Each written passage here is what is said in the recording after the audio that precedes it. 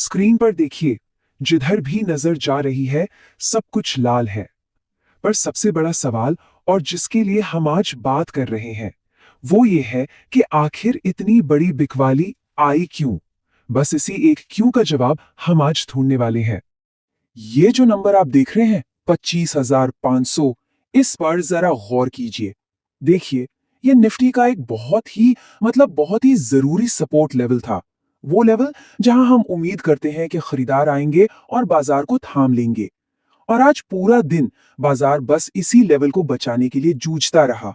समझिए, ये आज की आखिरी उम्मीद थी और बाजार ने किसी तरह इसी के आसपास आके थोड़ा सा सहारा लिया।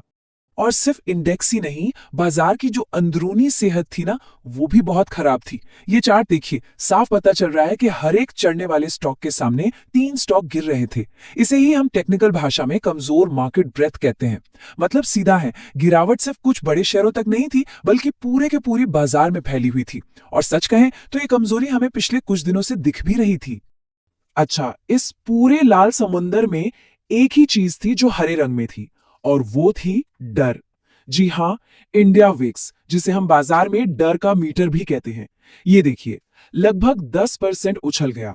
और इसका उछलना साफ साफ बताता है कि ट्रेडर्स के बीच घबराहट, या कहें तो पैनिक, तेजी से बढ़ रहा था।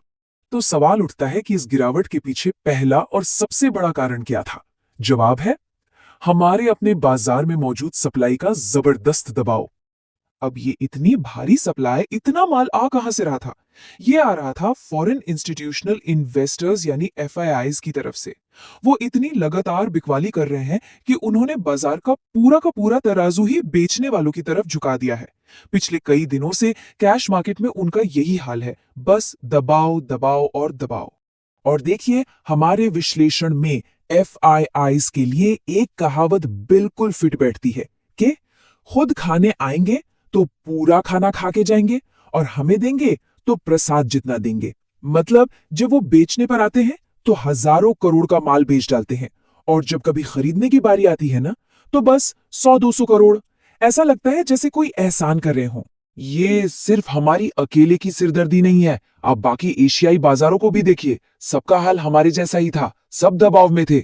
और ये जो पूरा का पूरा कमजोर सेंटिमेंट है ना, ये हमें सीधे सीधे अमेरिकी बाजारों से मिला है। कल रात वहां डाउ जोन्स 1.25% से लेकर 2% तक गिरा था। अब तक तो हम यही सोच रहे थे कि आर्टिफिशियल इंटेलिजेंस का डर सिर्फ सॉफ्टवेयर या आईटी स्टॉक्स तक ही रहेगा, लेकिन अब ऐसा नहीं है। ये डर अब एक आग की तरह धीरे धीरे दूसरे सेक्टर्स में भी फैल रहा है, और यही यही सबसे बड़ी दिक्कत की बात है।